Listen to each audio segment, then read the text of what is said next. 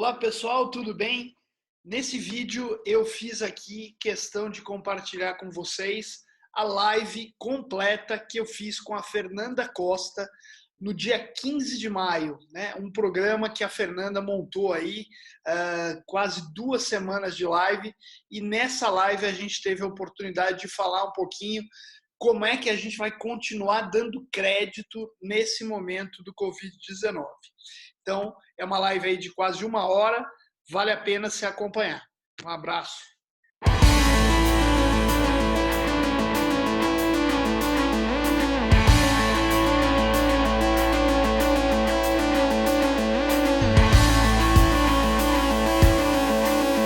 E hoje a gente está trazendo o Eduardo, que já chegou por aqui, já vou chamar ele, para a gente falar sobre como que a gente vai dar crédito a partir de agora, principalmente numa economia desacelerada, aonde nós somos 80% de endividados no Brasil. Eu estava aqui falando o tema da nossa live de hoje. Né, Eduardo? E aí, muito obrigada por você ter aceitado esse meu convite. Estou honradíssima pela sua presença aqui. Já me considero sua amiga. A gente já vem trocando aí figurinhas offline. O pessoal daqui a pouco vai ver as nossas figurinhas online aí. E hoje a gente veio com... Eu acho que é um polêmico tema, mas eu vou deixar para você dar a sua opinião agora. Dar crédito nesse momento da crise onde uma economia está desacelerada. Bem-vindo! Obrigado, Fernanda. Obrigado aí pelo convite. É uma grande oportunidade aí poder falar com todo mundo.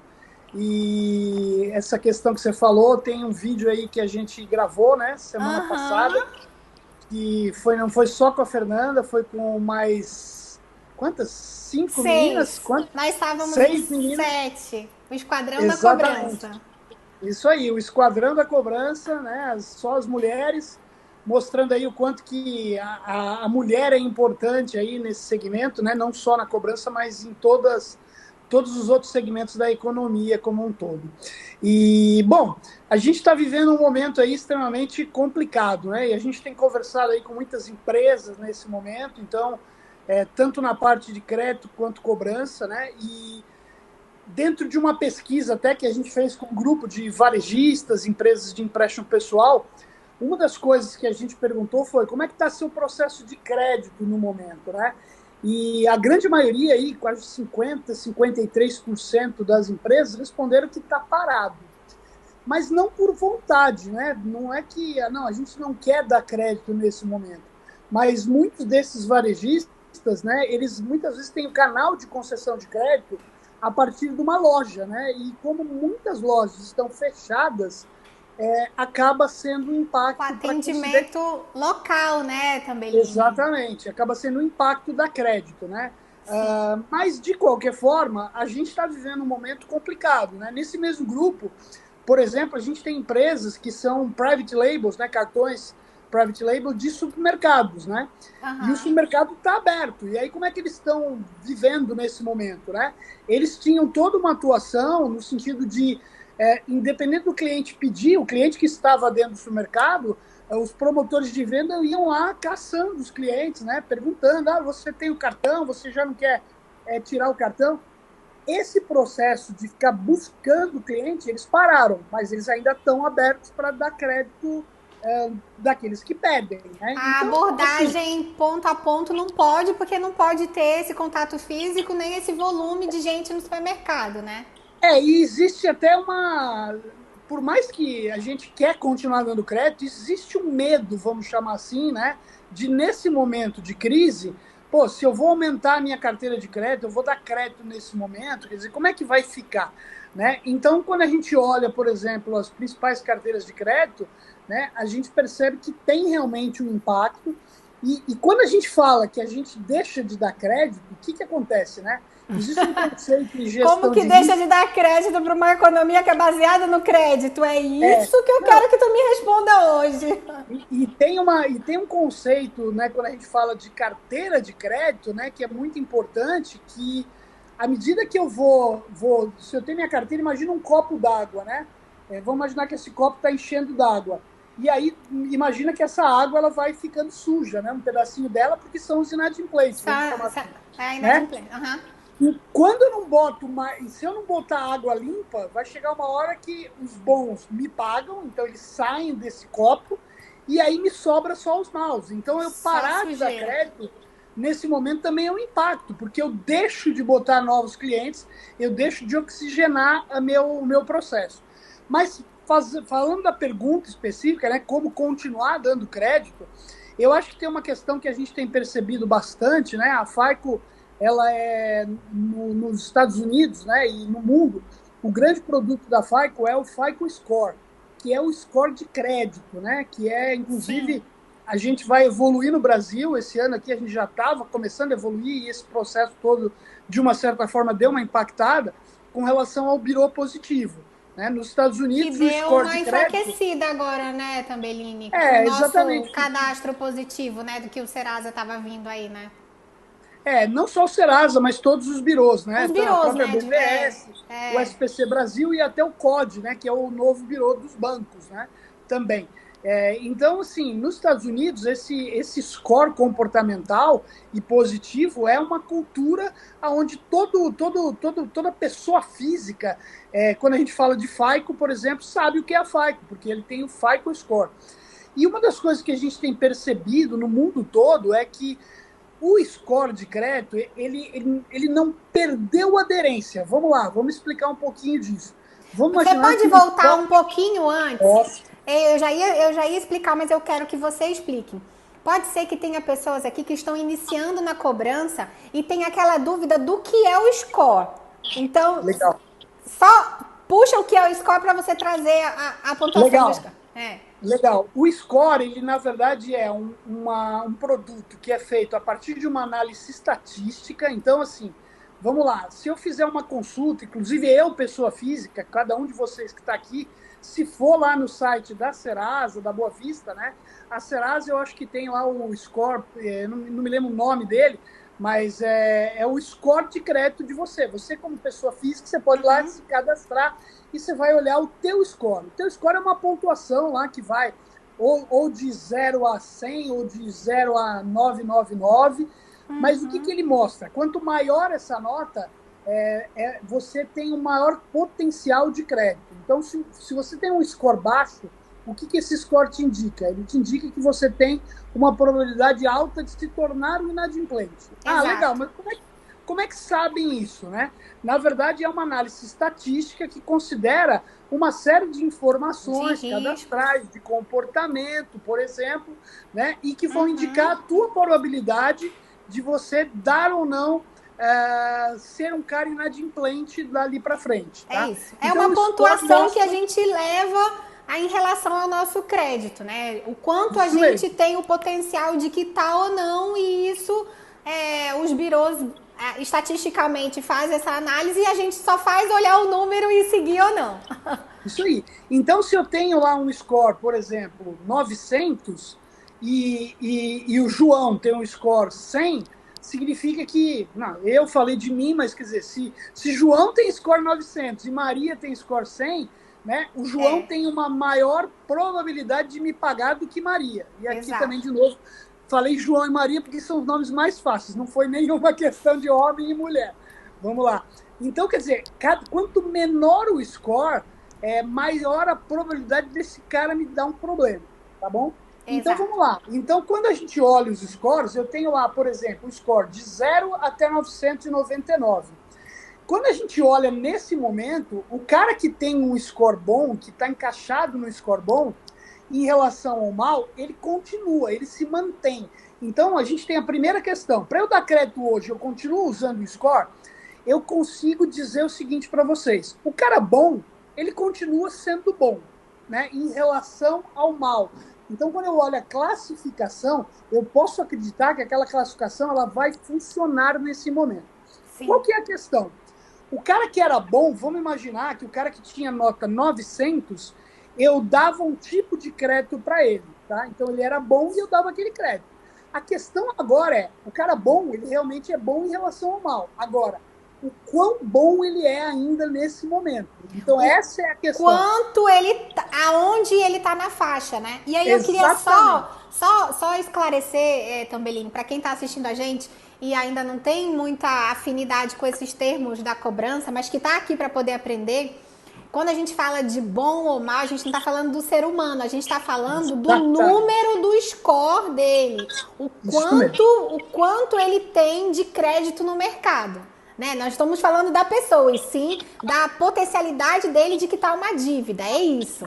É isso mesmo. E muitas vezes, né, quando a gente faz um credit score, que é um score que usa os dados cadastrais e não comportamentais, quando eu falo que aquele cliente, aquele perfil, aquele CPF é mau, muitas vezes eu não estou nem relacionando aos dados daquele cliente, e sim aos dados que ele tem cadastrais de em relação consumo, ao né? histórico que esses dados deram para aquele produto, tá? Exato. Então, assim, acho que tinha que ter uma live só para a gente Só para explicar falar de o score. score. Mas, enfim, eu acho que deu para todo mundo entender. Deu. Então, assim, quer dizer, qual é meu momento, né? Meu momento poxa vida, se eu tenho um cara que ele me diz que ele tem um score bom, eu posso acreditar que ele é bom em relação ao mal. Agora, eu vou dar um exemplo, não é exatamente assim, mas é só para a gente entender. Vamos imaginar que o cara de 900, eu dava R$ 1.000 de limite de crédito para ele. Esse é o ponto agora. Talvez o R$ 1.000 neste momento não seja o que eu posso dar. Então, o que as empresas têm feito? Ah, legal, o cara é bom. Ah, mas eu aprovava ele com uma liberdade, com um limite de crédito de 1.000. Ah, e nesse Agora, momento eu vou reduzir o limite que eu estou dando para ele. Né? E aí a medida, e limite de crédito é sempre assim, né? Todo mundo que tem um cartão de crédito exato. sabe que de repente ganhou lá um limite de R$ 500 e à medida que você foi usando, pagando, esse Vai teu limite foi aumentando. aumentando. Né? Então, o que a gente tem feito nesse momento exato, né, e percebido muito legal, o cara que era bom, ok, eu posso ter certeza que ele era bom e ele, de uma certa forma, é bom hoje. Mas o quão bom ele está é que aí é o cuidado de repente, reduzir uma linha de crédito. Tá? A gente Então, acho que esse é já o primeiro aspecto que a gente tem percebido muito nesse momento. eu acho que a gente já falou aqui em alguma das lives que a gente está precisando rever a nossa régua de cobrança, né? As nossas políticas de cobrança. E aí eu acho que agora é o momento também de rever as políticas de crédito, que é isso que você falou. Será que o 900 ainda é R$ 1.000 de crédito ou o potencial de score 900 agora só é 500 porque ele não vai ter mais capacidade de liquidação? Então, Exatamente. rever as nossas políticas e rever esse trabalho dos processos do crédito, né? Porque se a nossa economia é baseada no crédito, a gente precisa continuar dando crédito para vender, né? Um dia eu fui fazer até uma apresentação na CDL daqui local, na ACP daqui de Belém. E aí o tema era assim, o segredo para não ter inadimplência. E aí foi todo mundo alvoroçado, né? Caramba, a Fernanda vai dar o segredo pra não ter inadimplência. Aí cheguei lá e eu falei, quem quer saber o segredo? Aí todo mundo levantou a mão. Eu falei assim, aqui, não vende a prazo, não. Não dá crédito, não, pro teu cliente que tu não tem inadimplência. Aí todo mundo, Fernanda. Eu falei, ué, gente, só tem essa forma. Exatamente, esse é o ponto, né? É Não o existe risco ponto. zero, né? Quando a gente fala de gestão de Não. risco, você fala, como é que eu faço para ter meu risco zero, né? E essa é uma questão que a gente Vende à discute vista. muito. Vende à vista, Vende à exatamente. A vista. gente discute muito, né? Porque eu tive uma situação, uma época que eu fiz um trabalho, por exemplo, lá na Paraíba, por uma empresa de varejo. E aí a gente percebeu, né, quando a gente pediu as informações para a gente analisar as bases, né? A gente percebeu que a inadimplência desse cara era muito baixa, né? Até pela região. Pô, para o Nordeste, os patamares de inadimplência que ele tinha eram patamares do Sul. Você falou, pô, esse negócio tá errado, tem alguma coisa errada. E aí, quando a gente começou a olhar, e ele falou, não, realmente, tá certo, esses meus números mesmo. E a gente percebeu que ele, por exemplo, não tinha crédito nas lojas da capital. E aí, o que ele falou? Eu falei, pô, mas a gente não achou aqui, a tua loja de João Pessoa não tem informação. Aí ele falou, não, em João Pessoa eu não dou crédito. Ah, mas por que você não dá crédito? Não, porque lá a inadimplência é muito alta e lá eu só vendo à vista. Se o cara quiser comprar crédito, ele compra no cartão de crédito.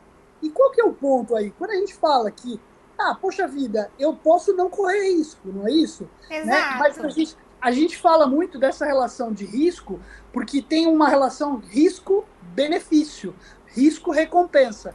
E eu vou te explicar isso por um exemplo básico que a gente geralmente usa, né? Vamos imaginar o seguinte, você já pulou de paraquedas, Fernando? Não, já pulei de bungee jump. Então, Serve? beleza, vamos pegar o Serve? bungee jump. Serve? Vamos pegar o bungee jump. Bungee jump, você quando pulou de bungee jump, tinha risco? Total. Total. Mas tinha por trás alguma coisa, né? O que Tinha, era? tinha a Não era uma proteção. recompensa? É. Sim, Uma não, então. recompensa? Não tinha uma Sim, adrenalina, tinha uma uma satisfação? adrenalina. É. Tinha, Então é. tá bom. Então aí eu vou fazer a mesma relação. Se você subir numa cadeira e pular no chão, tem risco? Tem, menor, mas tem também. Bem menor. Bem menor. Mas e a recompensa? Qual é? Tem Quase. adrenalina? Não, quase nenhuma, né? Exatamente. Então, isso explica um pouco o que é correr risco em termos de crédito. Quando eu dou crédito, eu estou correndo risco, e aí a gente tem que adequar sempre o limite do risco que eu corro à minha recompensa. Vai chegar uma hora que eu correr mais risco vai me dar prejuízo. Mas eu Exato. não correr risco não me gera recompensa. Exato. Né? Então, vender a crédito é porque tem uma recompensa. Eu tenho juros, eu tenho as taxas, eu posso atrelar Aumenta o produtos financeiros, faturamento. Eu pego um nicho de aumento o população que faturamento. não compraria de mim, né? Exatamente. Por exemplo, eu sou uma loja, eu vou vender só à vista. Pô, como é que faz? Eu vou ter um determinado público, porque tem público que não vai poder me pagar à vista. Né? Exato. E, então tá bom, eu vendo no cartão, ok. Eu aumento a minha venda, mas eu não tenho uma receita naquele momento. Eu até perco, né? Porque eu pago a administradora. Né? Então, E quando assim, essa questão antecipa, crédito, paga de novo, né? isso mesmo. Então, essa questão crédito é muito importante. Você falou o quanto que o crédito é importante para a economia, né? A gente hoje está, em termos de relação crédito sobre PIB, né? A gente está falando no Brasil numa relação de 58% aproximadamente. Né? A gente ainda tem muito espaço para crédito ainda. E o Birô Positivo, a hora que a gente decolar com isso mesmo, tudo isso acabar, vai passar, né, gente? A gente tem que sempre lembrar disso, que a gente está nesse momento, parece que nós nunca vamos sair da quarentena, né? Parece que já tem uns 20 anos que a gente está na quarentena, né? Exatamente. Eu tenho falado, né, por exemplo, meu cachorro toma banho toda semana, o pet shop ainda está aberto. Aí eu falo, pô, meu cachorro sai mais de casa do que eu. Eu não saí uma vez. Eu faz 5 semanas que eu não saio de casa. Eu não saí, eu também não saí ainda. Eu não saí ainda. Exato. E eu até conversei ontem com o meu marido e falei assim, eu acho que eu sou a única pessoa que ainda não usei máscara. Porque eu não saí de casa, então a minha máscara tá ali virgem ainda. Eu nem usei, que eu nem sei como é ainda. Não saí. Eu usei uma vez, para falar a verdade, que nesse período eu tive não que sair saí. uma vez. Mas enfim. Gente, se vocês tiverem perguntas sobre crédito, vai colocando aqui. Eu já vi que o Jackson já colocou alguma coisa, a Sandra também. A gente vai deixar o Tambelini falar, depois a gente vem respondendo tudo. Ou você quer responder logo, Tambelini? Não, parou, vamos lá, que aí a gente já vai. Parou, responde, então. Isso aí, parou, já me faz A Sandra falou assim, quais os créditos para essa mensuração? E qual é uma média boa para o profissional de crédito e cobrança? Bom, um pouco da resposta está sendo abordada agora. Na hora que você estava falando do score, ela fez essa pergunta, né? Eu acho que depende da carteira dela, né? Depende muito da carteira. E aí, só para vocês entenderem, quando a gente Sandra, você vende o quê, Sandra? Fala aqui que talvez a gente pode te ajudar, tá?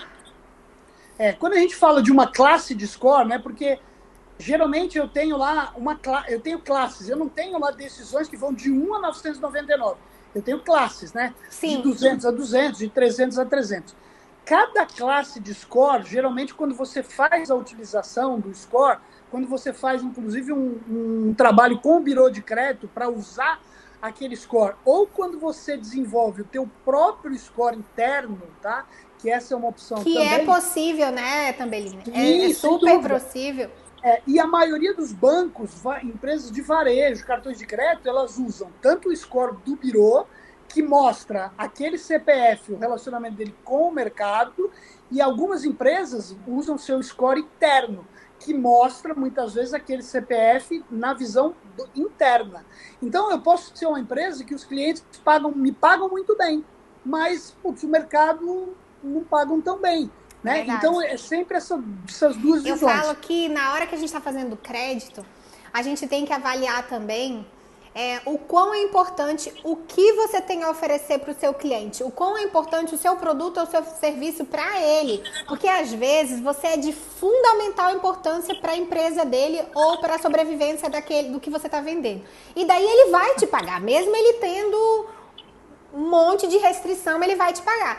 Agora, se o seu produto não é tão importante, ou seu serviço não é tão importante na vida empresarial ou da pessoa física, daquela pessoa que está te comprando, aí você tem que fazer uma análise mais criteriosa, porque pode correr o risco dele dar importância para outras coisas. E Né? essa questão da importância, e o que você falou, é muito legal para a gente saber, e a gente fala isso, né? Quer dizer, o meu produto tem que ter uma importância especial para o cliente. Exato, Né? A gente exato. fez uma pesquisa algum tempo atrás, né, com uma empresa de cobrança, né, que tinha uma série de carteiras, e eles mandaram SMS perguntando qual era a prioridade de pagamento dos clientes. Né? O que você acha? Qual é a primeira entre tudo que você tem para pagar, qual é a tua prioridade de pagamento, por exemplo? Eu acho que o pessoal ia votar na internet. Votou na internet? Não. Não era nesse momento, né? Ah, Hoje eu acho tá. que a internet, sem dúvida nenhuma, era algo Pois é, isso que eu ia essencial, falar né? agora. Eu acho que a pessoa tá devendo tudo à internet, não. Mas naquela época, né, faz um tempo, não tinha essa Ah, questão tá. de pandemia, mas o produto de maior necessidade eram as contas de água e luz, né? É, Porque, putz, ninguém quer ficar sem água e sem água, luz, sem luz. né? É. Aí depois era aluguel, por exemplo, porque eu preciso ter onde morar. Quer dizer, primeiro eu preciso tomar banho, ter Ter energia, energia. ter onde morar, e depois acabou aparecendo o cartão de crédito, né? Por quê? Porque Pô, ele o faz cartão de compra, crédito né? hoje é muito Supermercado. utilizado para supermercado, farmácia, tudo isso, né? Então, por que a pessoa prioriza o pagamento daquilo? Porque ela não quer ficar sem, né? Exato, Eu exato. lembro que naquela época, quando a gente fez essa pesquisa, escolas, universidades, faculdades tinham uma prioridade baixíssima. E aí a gente fala, mas é porque o brasileiro não pensa em educação. Não, não é isso. Não, É porque ele sabe que, por exemplo, se ele deixa de nada vai pagar a escola, acontecer. não vai acontecer nada, não vão tirar ele da classe, pelo menos até o semestre, ele É. pode frequentar. Né? Então tem muito a ver com as ações de cobrança. Né? Fala, pô, se eu vou deixar de fazer ação de cobrança, eu vou ter problema, porque o cara, nesse momento mesmo, a gente está vendo muitas empresas e pessoas que estão falando, puta, cara, beleza, que eu vou pagar primeiro? Porque, nesse momento, será que eu consigo ter um fôlego de não pagar isso?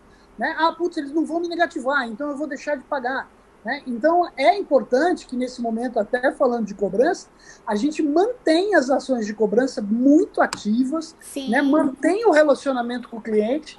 Né? E eu não sei quem que me falou isso já, porque eu converso com tanta gente, mas eu acho que isso é uma coisa importante. Né? Que fosse, pô, essa crise vai passar, e a hora que uma empresa quiser vender, quiser ter você como cliente, a primeira pergunta que você vai fazer é, pô, peraí, mas onde é que você estava lá na hora da crise? Você me ajudou quando eu precisava? Então agora eu não quero, não é? Então acho que tem Exato. muito a ser feito. Mas vamos às perguntas. Vamos às perguntas. Senão a gente fica aqui falando, mas tá ótimo. A ideia é essa, é a gente entender aonde o crédito entra na nossa empresa, na visão da gente empresário, e depois na visão da gente pessoa física ou a gente querendo pegar o crédito, né? Como que a gente vai tratar isso nesse momento? Porque a nossa maratona é pra gente conversar no período da crise, pra depois a gente vai se encaixando, porque agora que é o problema, né? Exatamente, isso O mesmo. Jackson perguntou assim: a política de crédito nesse momento precisará então ser revisada, já falamos, até para clientes que eram bons pagadores. Sim, Jackson. Sem dúvida. Sem Sem dúvida. Por dúvida. exemplo, eu posso ter um cara que ele era, sei lá, vou dar um exemplo aqui, talvez não seja o melhor. O cara era motorista de Uber e o cara trabalhava 12 horas por dia, ganhava dinheiro pra caramba. Cara, esse cara hoje ele não está tendo o mesmo faturamento. Então, quem era bom, eu preciso muito entender, né? Que esse cara faz hoje? Qual é o impacto da atividade? A gente acabou de fazer um trabalho de pessoas jurídicas que o foco era exatamente identificar 4 ramos de atividade, né, de empresas, né? Por exemplo, empresa de transporte de carga e de passageiro. Pô, tem uma diferença imensa aqui. Passageiro está praticamente parado. Parado. Né? Pelo menos, principalmente interestaduais, né? Hoje em dia, para você viajar de uma cidade para outra, você tem que dar Até sorte. caiu o combustível, né? Até caiu o valor do combustível. Para vocês terem ideia, né, nesse trabalho que a gente fez, a gente mostrou aí 2 grandes rodovias estaduais e a gente tem um fluxo de 10 a 20% a menos de veículos nas rodovias. Isso impacta o comércio à beira de estrada, o pedágio, tudo isso, né? Eu gosto muito de dar o exemplo daquelas pessoas que a gente sempre escuta de sucesso, né? Quantas vezes a gente já viu aí que pais, né, mãe ou pais de família conseguiram pagar a faculdade do filho de medicina, de advocacia, de engenharia, de que, sei lá, vendendo bombom em estádio, no semáforo, ou então vendendo cachorro-quente ou geladinho na porta de escola. E aí a gente vê que não tem carro no semáforo, a gente vê que não tem ninguém no campo de futebol e a gente vê que não tem ninguém na escola. Então imagina que o dinheiro, ele tá parado em algum lugar que não é nesse lugar que a gente tinha antes. Então, essas pessoas que vinham pagando direitinho e que se orgulhava de pagar direitinho, hoje ele não está conseguindo pagar direitinho. E para ele é muito frustrante isso, né? Sem dúvida. E até uma coisa que eu falo sempre, né? O inadimplente ele não é o picareta. O inadimplente é o cara que em algum momento ele está fragilizado, ele perdeu o emprego, ele teve uma queda de renda, né? E o papel da cobrança é exatamente ajudar esse cara a se recuperar, né? E não ficar enchendo o saco dele. Não, eu vou ligar até ele me pagar. Não, eu vou ligar e eu vou entender o momento dele e tentar achar alternativas, né? É isso aí. E aí a gente também vem com toda essa trajetória que a gente já conversou desde segunda-feira, porque hoje a gente vai dar um pause, né, na nossa maratona pra gente voltar na segunda-feira. Muito conhecimento aí pra gente botar em prática esses insights. E o legal é que a gente vem falando sobre empatia, né? O Luciano falou quarta-feira sobre a empatia neutra, né? Que a gente tem que ter na cobrança. É a gente se colocar no lugar do outro para a gente poder fazer uma cobrança bem feita. Eu uso muito o termo flexibilidade na cobrança, né? Ou agora a gente vai entender, escutar o cliente, ver o que ele quer para a gente poder, de fato, organizar isso, ou então essa inadimplência, ela só vai crescer. E assim, os números estão mostrando que a inadimplência vai ficar muito alta, né? Somos hoje 65 milhões, né, de inadimplentes e 80% da população já está com endividamento, né? Não necessariamente inadimplente, mas com endividamento. Sem dúvida. Tem um estudo interessante da Associação Nacional do Comércio, né, que mostra que hoje esse indicador de famílias endividadas, ele era de 62%, né, das famílias indicavam estar endividadas em abril de 2019 e ele pulou hoje para 66%. Então, ele veio crescendo no decorrer do ano passado e agora atingiu, né, superou aí, aumentou 4 pontos percentuais, né? Então, realmente, né? E aí tem um aspecto até interessante, né, que assim, a gente tem conversado com algumas lojas, né, em alguns estados que o lockdown, né, ele acabou acabando, ou a quarentena, né? E aí tem algumas cidades até que estão com rodízios de abertura de loja, né? E começaram a fazer isso já. E o cara tava falando pra gente, cara, a gente dispensou metade da equipe. Quando a gente abriu a loja, veio tanta gente. Aí eu falei, cara, mas e aí? O que esse povo foi fazer lá? Não tinha muita gente que foi pagar, mas tinha muita gente que foi comprar, né? Eu falei, mas cara, que loja que é? Não, eu vendo eletrodomésticos, eletroeletrônicos. Cara, mas não é possível. Então, assim, a gente até percebe que as pessoas têm até uma questão de carência, né? Porque muitas vezes o crédito, ele serve para suprir carência, né? Sim. O cara fala, não, eu preciso comprar, porque isso me deixa mais calmo, né? Mesmo às vezes não sendo tão responsável. Então, assim, a hora que esse negócio também passar, né, a gente não sabe o que vai acontecer. Fala, mas ninguém vai voltar a consumir imediatamente. Não sei. Né? A gente tem o exemplo lá do shopping de Blumenau, né, que virou um negócio, né, para o Brasil todo, que a hora que abriu o shopping, encheu, todo mundo foi lá. Né? Então, o pessoal aqui está falando, as pessoas precisam consumir, exatamente. Né? Precisa, efetivamente. Fernanda, vê se você tem mais perguntas. A Érica da Ativo falou assim, a análise de crédito mudou, mas acredito que não possa ser indiscriminada. Eu gosto dos 2 pontos, Tambelini, e eu queria até que tu falasse um pouco sobre isso. Eu gosto da ideia de não engessar a empresa, sabe, daquela lista de crédito que Jesus não termina nunca, e também não gosto da ideia do... Bora vender. Tem uma questão, né, que a gente fala isso há anos nos nossos treinamentos, que sempre tem aquelas duas visões, né? O cara de vendas e o cara de crédito, né? Então a gente fala até de uma visão deturpada dos dois profissionais, né? O cara de venda fala, esse cara de crédito, ele só quer ficar, ele está tão atrelado a análises estatísticas que ele esqueceu que o que traz dinheiro são os consumidores, são as nossas vendas, né? Pô, eles não pensam nisso. E aí, por outro lado, tem aquela visão deturpada do cara de crédito em relação ao comercial, né? Que é, esses comerciais só querem dar o dinheiro da empresa de mão beijada, eles não têm responsabilidade. Vende para qualquer um. E a gente fala muito, né, que a visão correta, né, é a visão que quando eu dou crédito, a minha venda, eu não estou vendendo uma geladeira, um fogão, eu estou vendendo crédito, né? Então eu tenho que ter, né, e o objetivo da área de crédito não é barrar vendas, é dar segurança à venda. Validar, né? Então, a venda. Eu gosto de validar. Quando eu nego porque eu entendi que aquele cliente não tem a capacidade para aquele crédito. Eu ouvi um negócio muitas vezes, muitos anos atrás, num grande varejista, que ele falava assim, se o cara entrou aqui para comprar uma máquina de lavar, ele vai sair daqui com uma máquina de lavar. Pode ser que não seja de 20 quilos, mas ele sai com a de 10. É igual a televisão. Se ele veio aqui comprar uma televisão de 70 polegadas, vai ser com a de 40. De 70, mas ele sai com alguma, né? Que aí é legal, porque aí eu estou adequando o crédito àquela capacidade de pagamento do cliente. Eu gosto. Então, o crédito serve para isso, para a gente vender com segurança e vender não só dizendo não, mas adequando a capacidade de pagamento do cliente. E também varia muito do perfil, eu falo aqui do perfil do gestor da empresa, né, Amelinho? O que o empresário quer nesse momento, ao dar o crédito? Né? É ele fazer aquela que é a política de crédito dele e a política de cobrança conversar para fazer uma validação dessa venda que ele está querendo dar. Então, ele está querendo dar esse crédito, tá? Mas ele tem fluxo de caixa para dar esse crédito? Porque também se ele não tiver, não vai adiantar ele comprar com 30, 45 dias e dar 12 parcelas pro cliente dele. Se ele Exatamente. Não tiver, aí ele vai pegar dinheiro em banco, aí ele vai ficar, e aí a inadimplência vai comer o dinheiro, e aí vai entrar naquela bola de neve que... Então, assim, você que é empresário e que tem uma empresa qualquer que está pensando em abrir crédito, ou você já dá crédito, pense nessa sua margem de contribuição, qual é o fôlego que tu consegue. Não é porque o vizinho ali do lado está fazendo em 6 vezes que você vai fazer em 6 vezes. Talvez o seu limite é só 3 vezes.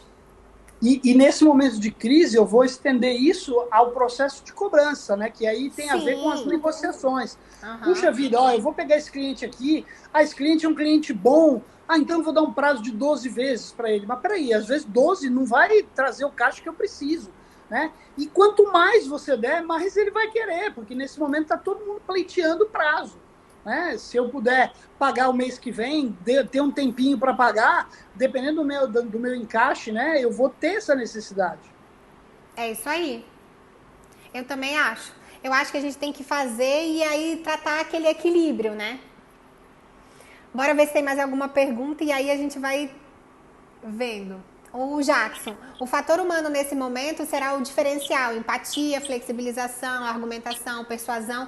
A gente já vem conversando isso nas lives que aconteceram anteriores, desde segunda-feira para hoje, exatamente isso que o Jackson falou. Acho que o Jackson está aqui com a gente todos os dias. No momento que a gente tem agora, a gente tem que se colocar assim no lugar do outro, que é isso que é empatia, né? E entender que hoje ele está inadimplente, mas ele sempre foi o seu cliente. Então eu falo muito com a minha equipe de cobrança na hora que a gente está dando treinamento. Se a equipe de vendas recebe o cliente com um sorrisão e um abraço, a equipe de cobrança tem que continuar com o mesmo sorriso e o mesmo abraço. Por quê? Porque a gente está tentando concluir a venda, né? A venda só termina quando se recebe. É isso aí. Tem até a Dani, né, que eu tive a oportunidade de conhecer no nosso vídeo que a gente gravou, que ela tem um tema lá muito interessante, né, que venda sem recebimento não é venda, é doação. Doação. Né? Ela tem a frase dela é ótima, é isso. Vender e não receber é doação. É isso. Exatamente. Né? E a gente tem que entender, né, que eu tenho falado isso, fiz um vídeo também com a Anne da Itacob, né?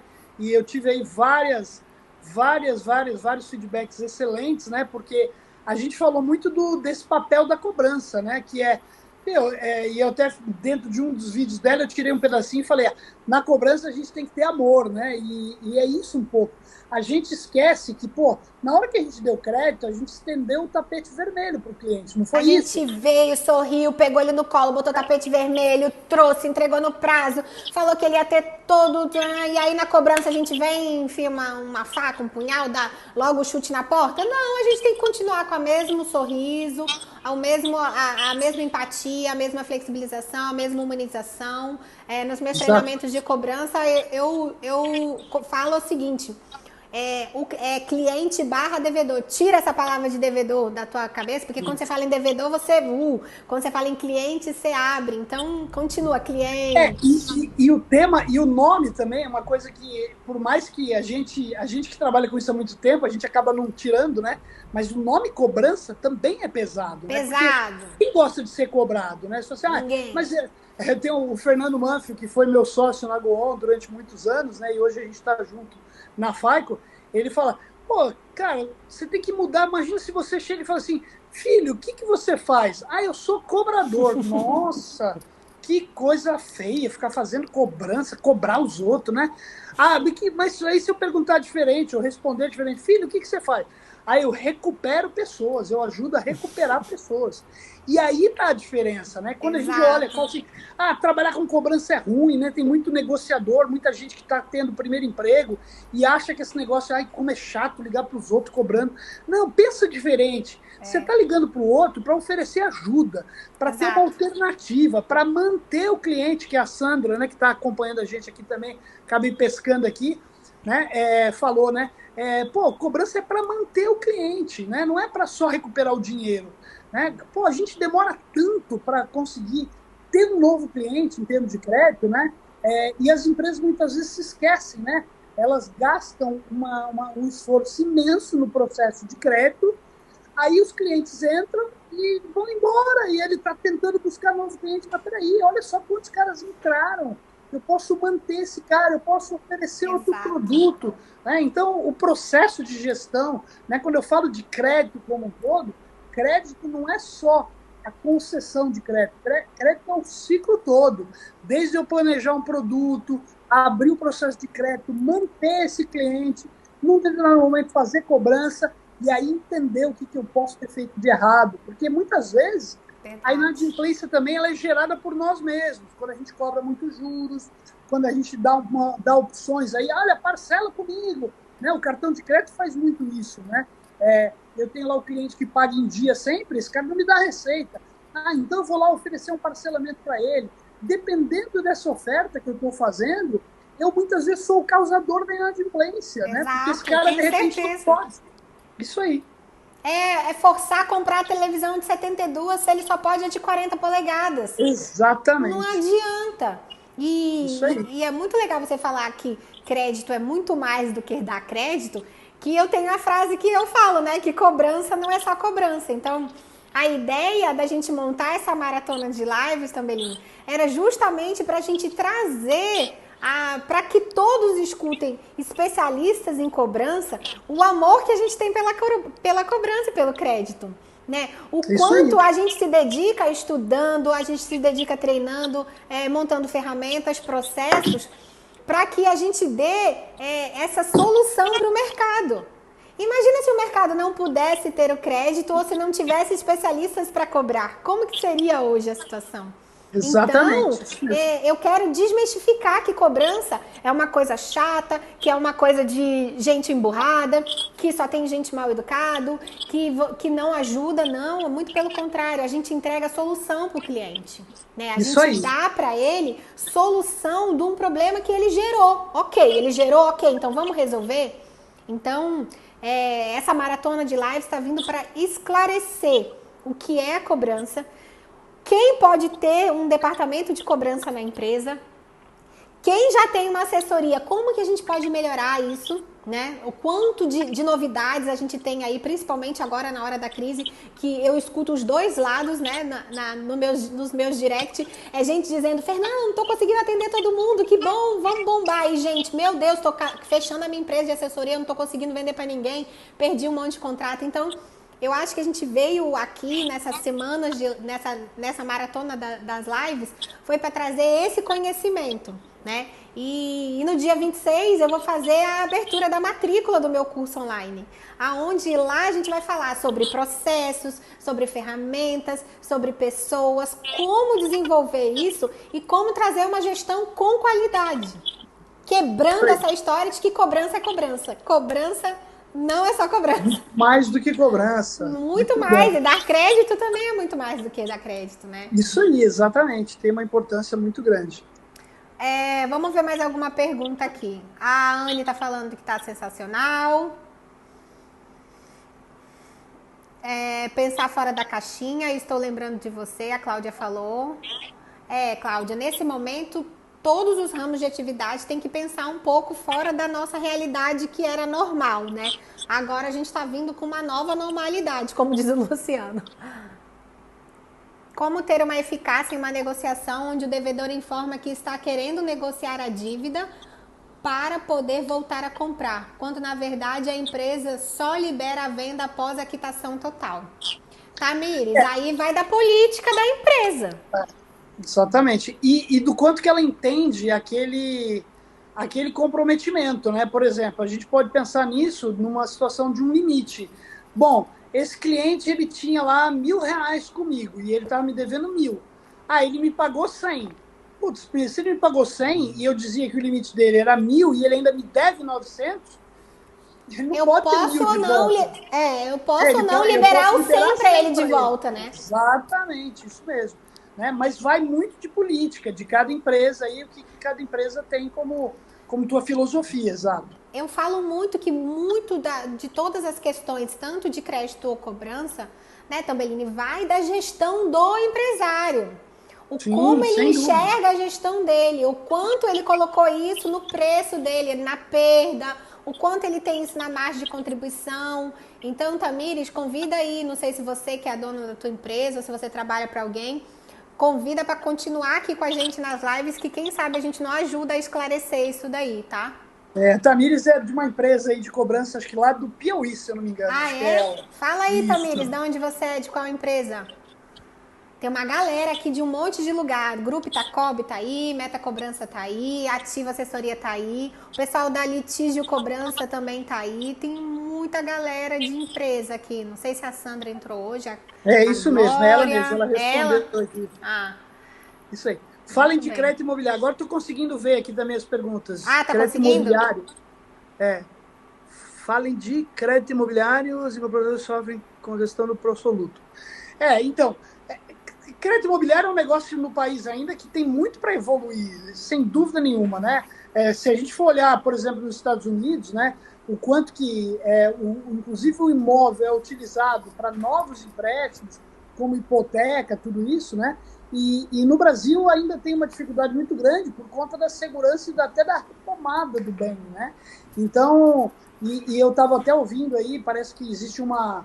Isso eu ouvi até do próprio Bolsonaro falando, que parece que tem uma questão na Caixa aí que não sei quantas pessoas, aí, milhares de pessoas, estão indicando aí que não estão conseguindo pagar a prestação também, né? Então, quer dizer, mais um produto que não tem jeito. Nesse momento a gente não vai poder fazer todas as ações como a gente fez aí, como era normal se fazer, né? A gente vai ter que ter um pouco de paciência. Tem um slide que a gente montou na FAIC, que é bem legal, que fala que nesse período de crise a gente vai ter 3 momentos. O primeiro é o aliviar, e o aliviar é um cactus perto de um balão, né? Então, e é bem isso, né? Pô, se eu for muito forte, eu estouro o balão, eu perco de vez, né? Aí tem o cuidar, que é umas sementinhas começando a florescer, e aí não adianta fazer um acordo com o cara em 10 vezes e, beleza, eu fiz o acordo e beleza, ele vai me pagar. eu tenho que estar todo mês acompanhando ele, senão putz, pode ser que eu perca. E vai ter um momento que aí sim eu vou falar, putz, esse cara aqui me deixou a dívida, eu não tenho nada que eu possa fazer, eu vou ter que partir para recuperar mesmo, e aí é o dinheiro, né? Então não adianta a gente também achar que putz, dá para a gente aliviar eternamente, porque, de novo, né? Venda sem recuperação é doação. Doação. A gente vai falar sobre muito isso na quarta-feira que vem com a doutora Érica, advogada. A gente vai falar sobre negociação e essa parte aí do ajuizamento. Mas, Sambellini, eu tenho uma última pergunta para te fazer, e essa é minha, eu guardei aqui porque ela vai gerar polêmica. E aí? Vai lá. E aí? Como a gente vai dar crédito para esses inadimplentes a partir de agora? O que você orienta? Eu acho que tem uma questão, e eu acho que isso não é só de agora, né? A gente já vinha aí com esse grande número de pessoas negativadas, né? E já tinha essa pergunta. Falei, pô, se eu for olhar só a negativação, daqui a pouco eu não dou crédito para mais ninguém. Né? Então, eu acho que a grande questão, e a gente já falou disso, né? E que estava evoluindo, né? E a gente vai ter isso de volta, é não olhar só para aquilo que é negativo. Né? A gente aprendeu a dar crédito olhando para o birô negativo. Né? Então, se o cara estava negativado lá na Enel, cara, eu paro de dar crédito para ele. Na empresa de energia, eu paro de dar crédito para ele. Pô, mas esse cara paga 500 coisas boas. Né? Então, poxa vida, como é que eu faço? Né? Então, eu acho que esse momento a gente tem que procurar, sem dúvida nenhuma, entender mais o cliente. A gente, antes da pandemia, já vinha discutindo num grupo, né, de como é que eu posso fazer para dar crédito mais assertivamente para o profissional que é informal, né? Porque o cara não tem o olerite. Eu, quando comecei a dar crédito lá em 1993, que eu era analista de crédito... Eu não tinha nem nascido, posso logo te dizer. Tô brincando. Exatamente. A maioria aqui não tinha nem nascido, ó, tô sendo gentil. O titio aqui, o vovô aqui, vamos dizer, pelo amor de Deus, gente, eu já fui novinho também. Meu filho, já tava pulando carnaval já. Em 93 já tava pulando carnaval já.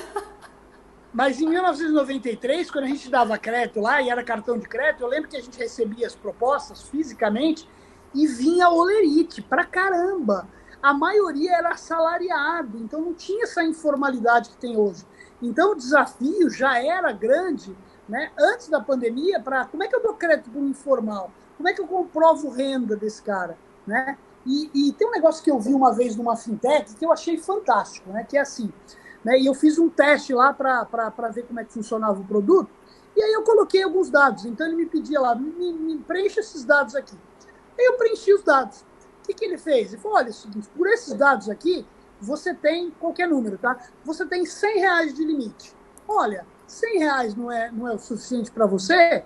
Me conta mais de você, me dá mais informação, me mostra informações bancárias que eu possa ter acesso, é óbvio, né?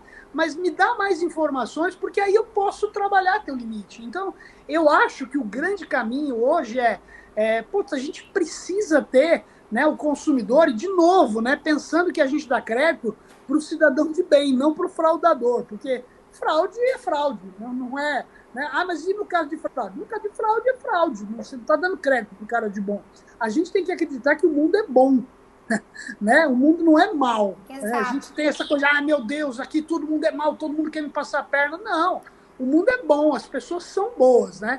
Então vamos pensar exatamente, ó, o Luciano Basílio. Luciano tá te acabando aí, hein? Também aprendeu cobrança com o Mateus, o cobrador na Bíblia. Pô, caramba. Não sou, meu cabelo não fica branco igual o teu, Luciano, o meu cai, ó. Aliás, o Luciano, quando foi fazer a live com você, eu brinquei com ele, agora vou dar a volta, né? O Luciano tomou até um banho para participar da live. Foi, fez a barba, tava todo bonito. Tava todo alinhado, você viu? Maravilha, é que não dá para sentir o cheiro na internet, mas ele tava todo cheiroso. Ainda bem que não dá para sentir o cheiro, porque senão a gente teria corrido o risco de pegar o coronavírus. Ainda bem, viu? Bom, mas enfim, eu acho que a gente tem aí também um processo aí onde a gente tem que conhecer mais o cliente, perguntar mais para ele, acreditar nas informações também que ele está dando e não ter a exposição toda de uma vez. Eu posso dar um crédito limitado e aí, a partir do comportamento, a partir do conhecimento que eu vou tendo dele, aí sim eu vou aumentando a linha de crédito, né? Então, assim, eu acho que Fernanda, se a gente for olhar, né, tanto em cobrança quanto em crédito, a crise ela só acelera questões que já eram problemas que a gente já vivia no passado. Que a gente já tinha que saber dar evoluir. limite, falar com o cara de uma forma, com uma abordagem mais diferente. Então, assim, na verdade, agora a crise veio para falar, ou eu resolvo esse problema, ou eu morro. Né? Mas os problemas, eles não são novos. Né? Eu tenho falado isso. O que difere hoje eu chegar para um cliente e falar, olha, o senhor está me devendo, mas agora é um momento de crise, eu não tenho dinheiro. Mas ele já não tinha antes. Então, é isso assim, que a gente vem discutindo, né? A gente tem um cenário pior, mas os problemas são os mesmos. O cara já não tinha renda, ele já tinha uma dificuldade de me pagar. Então, né, se eu não tenho plano de negociação hoje, eu já não tinha antes. O Luciano falando que toma 2 banhos por dia. Ai, meu Deus do céu. Eu gosto muito de uma frase que o professor Denis Siqueira, né, que também é um gênio da cobrança, ele fala em um dos treinamentos dele, que ele fala o seguinte, que sempre perguntam para ele como que faz uma boa análise de crédito.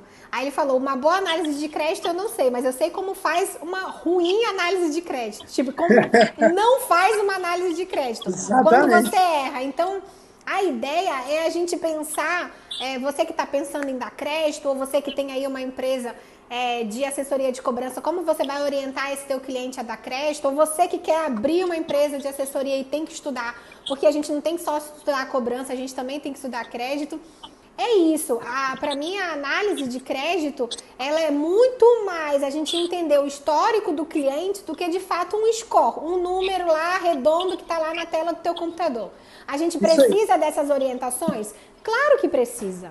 Claro que precisa, mas a gente também precisa mais do que ter um número, é entender o número, né? Então, eu vejo aí em algumas análises de crédito de clientes que eu já passei, que tinha lá, extrato dos 3 últimos meses, imposto de renda da pessoa física, imposto de renda da pessoa jurídica, relação bancária, bens, isso aqui. Aí eu falei assim, o funcionário que analisa o crédito, ele sabe ver o imposto de renda? Não, então para que você está pedindo imposto de renda? Então é a mesma coisa. O que adianta você chegar lá e o teu analista de crédito falar assim, aqui no score está dizendo que é 90, mas eu não sei se 90 é bom ou ruim. Exatamente. Então a gente entender o histórico do cliente. Exato, Aí vão perguntar pra gente, né? Mas se for a primeira venda, gente, cautela, né? Exato. Vai negociando. Ninguém casa no primeiro dia, né? A gente Exatamente. namora, a gente noiva e aí a gente vem em casa.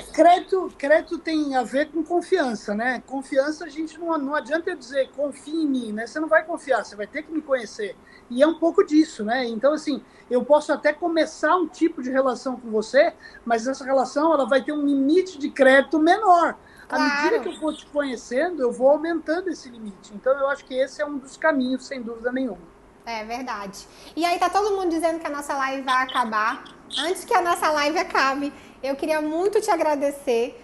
Eu sei que falar de crédito e cobrança para você é uma coisa fácil. Eu tô tentando trazer isso para esse meio digital, mostrar para todos os empresários, para as pessoas que são curiosas, igual a Sandra, que é curiosa aí do financeiro, que falar de crédito e falar de cobrança, a gente tem como falar sorrindo, a gente tem como fazer amigos, né? Porque nós somos amigos no crédito e na cobrança.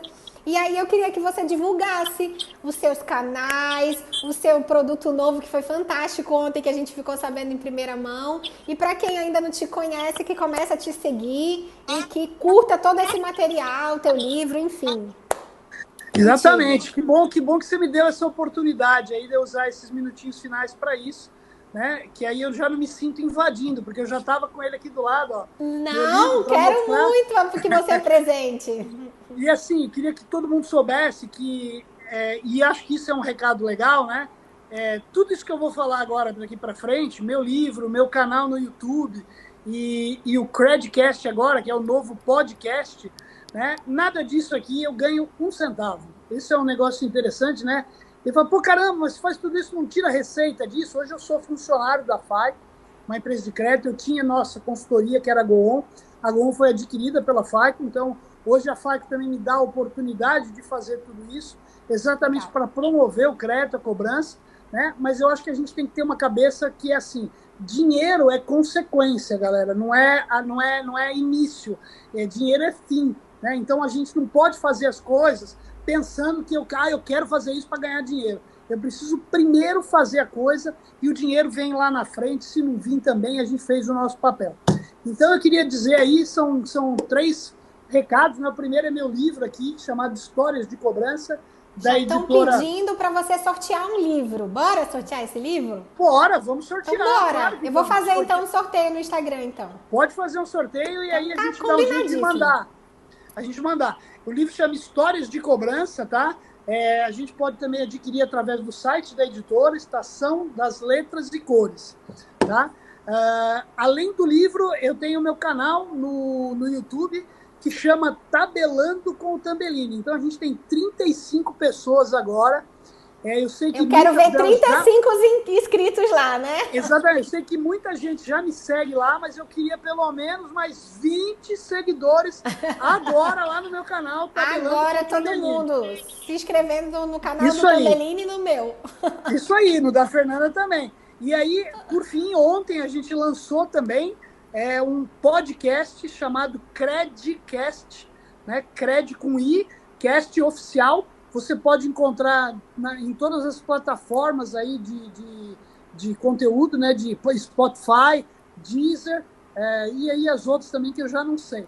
Tá. Mas o Spotify é a principal, a gente já tem lá 5 episódios, né? E a gente vai estar divulgando alguns episódios aí por semana. Esse Credcast é bem legal, que eu acho que ele tem muito o formato também do teu público, Fernanda, porque ele não é um podcast técnico. Ele explica o que é crédito, ele explica o que é cobrança, legal. Ele explica credit score, tá? Então, é um podcast aí bem legal também.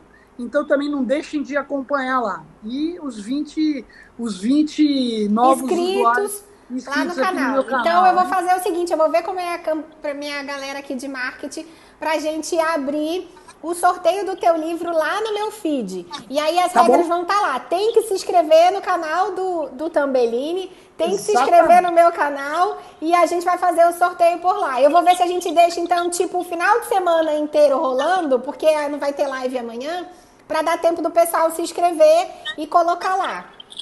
Ótimo, fechadíssimo, combinadíssimo. Então tá, gente, muito obrigada. Agora eu vou dar um descanso para vocês, sábado e domingo, e segunda-feira eu quero todo mundo aqui de volta às 13 horas pra gente falar com... deixa eu ver aqui. Segunda-feira a gente vai falar com a Tayana sobre como descobrir o seu perfil profissional. Serve para você que é gestor, empresário, para você que está no nível de cobrança, para você que quer montar a sua equipe, como a gente fazer aquele perfil DISC. Vai ser muito show a live. Obrigada mais uma vez, Tambellini. Obrigado, gente. Eu estou à disposição, tanto no canal, LinkedIn, precisando de qualquer coisa, eu estou 100% à disposição. Tchau, um beijo, galera. Obrigado, beijão, gente. Tchau.